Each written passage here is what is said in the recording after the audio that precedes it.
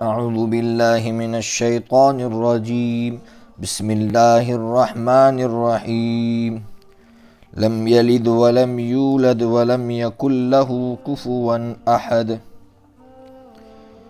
سورہ اخلاص کی تفسیر چل رہی ہے۔ بات یہ آئی تھی کہ مشرکین میں سے کچھ لوگوں نے حضور سے یہ سوال کیا تھا کہ تمہارا اللہ کس سے بنا ہے، تانبے سے، پیتل سے، لکڑی سے، یا یہ کہ اللہ کا حسب و نسب کیا ہے، اس کا تعارف کروائیے۔ اللہ نے اپنا تعارف کروایا تھا کہ وہ احد ہے، یعنی یکتا ہے، وہ کسی جز سے نہیں بنا ہے، بس وہ اکیلا ہے، وہ تنہا ہے۔ کیوں؟ اس لیے کہ وہ صمد ہے، وہ کسی کا محتاج نہیں ہے۔ انسان محتاج ہوتا ہے گوشت پوست کا اور ہڈیوں کا، اس کی وجہ سے انسان کو اجزاء کی، میٹیریل کی، مادے کی ضرورت ہوتی ہے۔ آگے تیسرے نمبر پر فرمایا اس کی کوئی اولاد نہیں ہے۔ کیوں؟ اس لیے کہ اولاد کی اس کو ضرورت ہوتی ہے جو محتاج ہو۔ اللہ محتاج نہیں ہے، اس کی کوئی اولاد بھی نہیں ہے۔ اور ایک بات یہ بھی بتائی تھی کہ اولاد ہوتی ہے ہم جنس کے آپس میں ملنے سے، دو انسان آپس میں ملتے ہیں تو اولاد ہوتی ہے، لیکن چونکہ اللہ کا کوئی جنس ہی نہیں ہے اس لیے اس کی کوئی اولاد نہیں ہے۔ پھر آگے فرمایا لم یولد، اس کا کوئی باپ نہیں ہے۔ کیوں؟ اس لیے کہ اگر اللہ کو بیٹا مان لیا جائے تو بیٹا تو مخلوق ہوتا ہے، پیدا ہوئی ہوئی چیز ہوتا ہے، اور جو چیز پیدا ہوتی ہے وہ فنا ہو جاتی ہے، وہ حادث ہوتی ہے، اور اللہ رب العزت فانی نہیں ہے۔ اللہ کی ذات ازل سے ہے، اللہ کی ذات باقی رہے گی، اس لیے اللہ رب العزت کا کوئی باپ بھی نہیں ہے، یعنی وہ کسی کا بیٹا بھی نہیں ہے۔ آگے اللہ تبارک و تعالی نے فرمایا وَلَمْ يَكُنْ لَهُ كُفُوًا أَحَدٌ، اس کا کوئی ہمسر نہیں ہے، اس کے برابر کا کوئی نہیں ہے، نہ ذات میں کوئی اس کے برابر کی کوئی ذات ہے، نہ صفات میں کوئی اس کے برابر کا ہے۔ اس لیے یہاں ایک بات سمجھنے کی ضرورت ہے کہ اگر کوئی یہ مانتا ہے کہ اللہ جو ہے دو ہے تو وہ مشرک ہے، اس لیے کہ اللہ کی ذات میں شرک کر رہا ہے، اور ایک ہے اللہ کی صفات میں شریک کرنا۔ کیا مطلب؟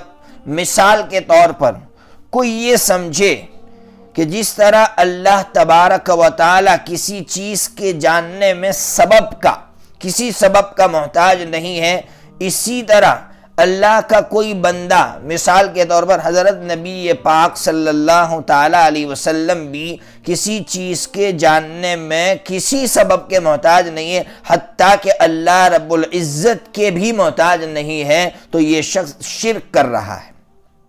کیوں؟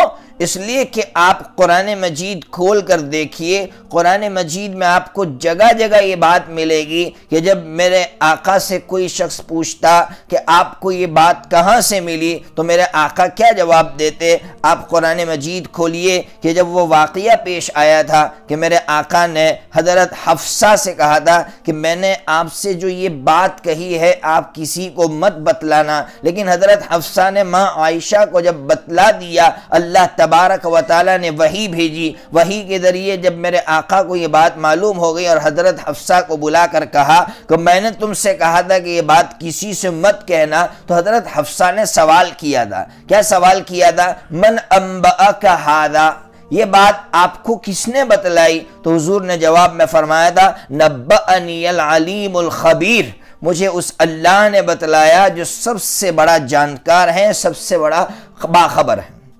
آپ دیکھیے میرے آقا نے خود فرمایا کہ مجھے یہ بات اللہ نے بتلائی۔ اسی طرح آپ قرآن مجید کھولیے، آپ کو ایک آیت ملے گی جس میں خود قرآن مجید حضور پاک صلی اللہ علیہ وسلم کی بات نقل کر رہا ہے۔ کیا کہہ رہا ہے؟ ما کان لی من علم بالملأ الاعلی اذ یختصمون ان یوحى الی، کہ اوپر کے جو فرشتے آپس میں لڑ رہے تھے حضرت آدم علیہ السلام کے معاملے میں، اس کا علم مجھے نہیں تھا، بس اللہ نے مجھے بتلایا تو معلوم ہوا، وہی بھیجی تو معلوم ہوا، اگر اللہ نہ بتلاتا تو میں بھی کچھ بھی نہ جان سکتا۔ اس لیے اگر کوئی شخص یہ عقیدہ رکھتا ہے کہ حضرت نبی پاک صلی اللہ تعالیٰ علیہ وسلم بھی کسی چیز کے جاننے میں اللہ کے بھی محتاج نہیں ہے، نعوذ باللہ، تو وہ شرک کر رہا ہے۔ اسی طرح کوئی شخص یہ عقیدہ رکھتا ہے کہ جس طرح اللہ تبارک و تعالیٰ کو تشریعات کا علم ہے، یعنی یہ چیز حلال ہے، یہ چیز حرام ہے، یہ چیز مکروہ ہے، یہ چیز جائز ہے، اسی طرح اللہ کو اس کا بھی علم ہے کہ اللہ کس کو کب مارے گا، جس کو تکوینات کا علم کہتے ہیں، اللہ کس کو کب کتنی روزی دے گا، کتنی بارش بھیجے گا، اس دنیا کو کب فنا کرے گا۔ اگر کوئی یہ سمجھتا ہے کہ حضرت نبی پاک صلی اللہ تعالیٰ علیہ وسلم کو بھی اتنا ہی علم تھا، تو پھر یہ شخص اللہ تبارک و تعالیٰ کی اس صفت میں میرے آقا کو برابر کا شریک بنا رہا ہے، اس وجہ سے یہ شخص مشرک ہے۔ آپ کہیں گے دلیل دیجئے۔ قرآن مجید میں آپ کو قرآن مجید میں سے 2 آیتیں پڑھ کر سناتا ہو۔ ایک آیت ہے مردوا علی النفاق لا تعلمهم نحن نعلمهم۔ اللہ تبارک و تعالی حضرت نبی پاک صلی اللہ تعالی علیہ وسلم سے یہ کہہ رہے ہیں کہ یہ لوگ جو آپ کی سوسائٹی میں رہتے ہیں، ان میں کچھ وہ ہیں جو نفاق پر اڑے ہوئے ہیں، لا تعلمهم، لیکن آپ کو معلوم نہیں ہے، نحن نعلمهم، ہم کو معلوم ہے۔ آپ سوچئے اگر حضرت نبی پاک صلی اللہ تعالیٰ علیہ وسلم کو تمام چیزوں کا علم ہوتا تو قرآن ایسا نہ کہتا لا تعلمهم نحن نعلمهم۔ اسی طرح قرآن مجید میں ایک آیت آپ کو ملے گی، قرآن مجید کہہ رہا ہے منہم من قصصنا علیک ومنہم من لم نقصص علیک، کہ کچھ انبیاء وہ ہیں جن کا نام اے میرے حبیب ہم نے آپ کو بتلا دیا، لیکن کچھ وہ ہے جن کا نام ہم نے آپ کو نہیں بتلایا۔ آپ اندازہ لگائیے کہ اللہ تبارک و تعالیٰ نے حضرت نبی پاک صلی اللہ تعالیٰ علیہ وسلم کو سارے نبیوں کے نام بھی نہیں بتلائے تھے، اس لیے کوئی یہ عقیدہ رکھے کہ آقا صلی اللہ تعالیٰ علیہ وسلم کا علم اللہ کے علم کے برابر تھا تو وہ شخص مشرک ہے۔ بہرحال تو یہ بات تو ہو گئی، پوری سورت کی تفسیر ہو گئی، اس سے پورا خلاصہ یہ نکلا کہ ہمارا عقیدہ یہ ہونا چاہیے اللہ اپنی ذات میں بھی اکیلا ہے، اللہ اپنی صفات میں بھی اکیلا ہے، اللہ کی ذات میں کوئی شریک نہیں ہے، اللہ کی صفات میں بھی کوئی شریک نہیں ہے۔ اگر ہم شریک مان رہے تو ہم سے بڑا کوئی مشرک نہیں ہو سکتا ہے۔ اب اس کے بعد آئیے پہلے اس سورت کے فضائل سنا دوں۔ اس سورت کے فضائل میں سب سے بڑی فضیلت جو ہم سب جانتے ہیں، مسلم شریف میں یہ حدیث ہے، حضرت ابو ہریرہ رضی اللہ تعالیٰ عنہ فرماتے ہیں حضرت نبی پاک صلی اللہ تعالیٰ علیہ وسلم نے ارشاد فرمایا میں تمہیں تہائی قرآن پڑھ کر سناتا ہوں۔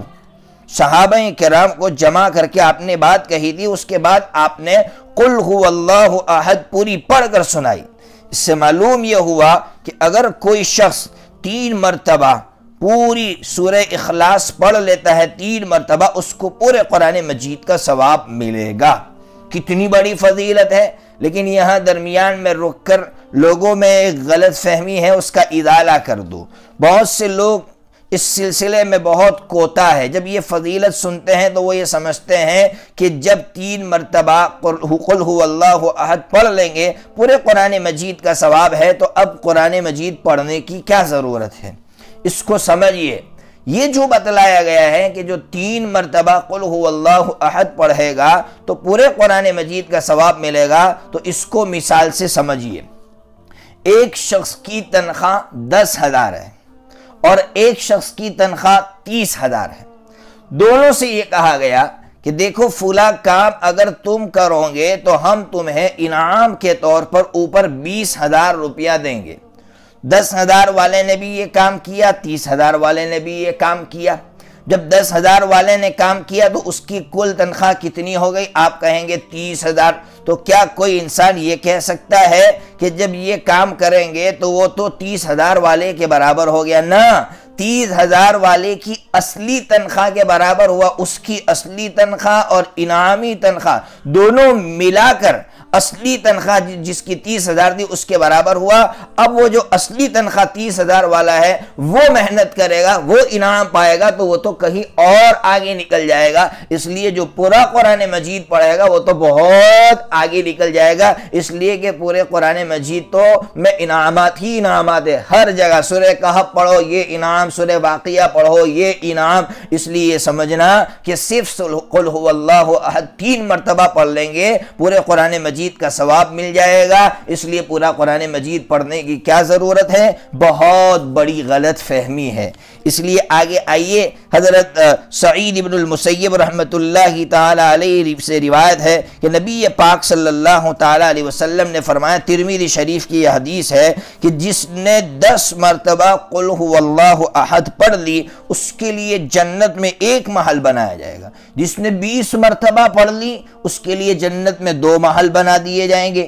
جس نے 30 مرتبہ پڑھی اس کے لیے جنت میں 3 محل بنا دیے جائیں گے. آپ سمجھ سکتے ہیں.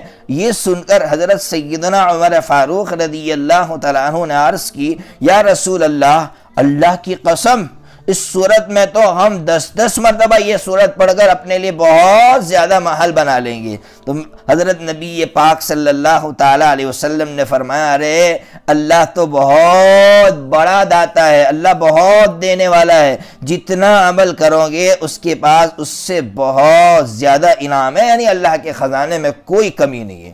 کتنی بڑی فضیلت ہے کہ آپ 10 مرتبہ قل هو اللہ احد پڑھ لیتے ہیں تو 1 محل جنت میں اپنا تیار کروا لیتے ہیں. اس لیے ہمیں اس فضیلت کو اپنے سامنے رکھنا چاہیے اور ان صورتوں کی بار بار تلاوت کرتے رہنا چاہیے. لیکن ایک اور غلط فہمی ہے, اس کا بھی ازالہ کرتا چلوں. غلط فہمی کیا ہے؟ لوگ فضائل کی طرف بہت بھاگتے ہیں, فرائض کو چھوڑ دیتے ہیں. اس لیے یاد رکھیے, یہ پوائنٹ ہمیشہ یاد رکھنے کا ہے کہ یہ فضائل انہی لوگوں کے لیے ہیں جو فرائض پر چلتے ہیں. اگر آپ فرائض کو چھوڑ کر ان فضائل کی طرف بھاگ رہے ہیں تو حضرت الاستاذ حضرت مفتی سعید احمد صاحب نور اللہ مرقدہ ایک مثال دیتے تھے کہ یہ ایسا ہی ہے جیسے آپ ہوا میں پینٹ کر رہے, کلر لگا رہے ہیں. بظاہر سی بات ہے, کلر لگانے کے لیے دیوار کی ضرورت ہے. آپ دیوار پر کلر لگائیں تو خوبصورتی پیدا ہوگی, ہوا میں کیسے کلر لگا سکتے ہیں؟ ٹھیک ایسا ہی ہے, اگر فرائض کو چھوڑ کر آپ فضائل کی طرف بھاگ رہے ہیں تو ایسے ہی ہے آپ کہ آپ ہوا میں کلر کر رہے ہیں. اس کے لیے آپ کو پہلے دیوار بنانی پڑے گی, اور وہ دیوار ہے فرائض کی دیوار. اس کے بغیر آپ کو یہ فضیلتیں حاصل نہیں ہو سکتی ہے. پھر لاکھ مرتبہ قل هو اللہ احد پڑھ لیجئے, لیکن اگر آپ فرائض کو چھوڑ رہے ہیں تو یہ فضائل آپ کو حاصل نہیں ہو سکتے. اس غلط فہمی کو دور کرنے کی ضرورت ہے. اب اخیر میں جو طلبہ جلالین شریف پڑھتے ہیں ان سے کچھ باتیں کر لو کہ آپ دیکھیے کتاب کے اندر وَلَمْ يَكُنْ لَهُ كُفُوًا أَحَدٌ, اس کا ترجمہ کیا ہے کہ اس کا کوئی برابر نہیں ہے, اس کا کوئی مماثل نہیں ہے. لیکن اخیر میں کیا کہہ رہے ہیں کہ یہ جو لہو ہے, لم یکن لہو میں لہو ہے, یہ کفون سے متعلق ہے. اور ظاہر سی بات ہے متعلق بعد میں آتا ہے, پہلے نہیں آتا. یہاں تو متعلق پہلے آ گیا ہے, تو اس کا جواب دیا, اس لیے لہو کو مقدم کیا, اس لیے کہ اسی کی نفی کرنا ہے کہ اللہ ہی کے برابر کوئی نہیں ہے, اللہ ہی کے برابر کوئی نہیں ہے. دوسروں کے برابر تو بہت سارے لوگ ہیں لیکن اللہ کے برابر کا کوئی نہیں ہے, اس لیے لہو کو مقدم کیا. پھر سوال ہوگا احدن جو ہے یہ لم یکن کا اسم ہے اور کفون اس کی خبر ہے. اسم پہلے آتا ہے, خبر بعد میں آتی ہے, یہاں اسم کو بعد میں کیوں کر دیا؟ اس کا بھی جواب دے دیا فواصل کی رعایت کرتے ہوئے. فواصل کہتے ہیں قرآن مجید کی جو آیتیں ہیں اخیر میں, تو آپ دیکھ رہے ہیں احد, صمد, لم یلد ولم یولد احد.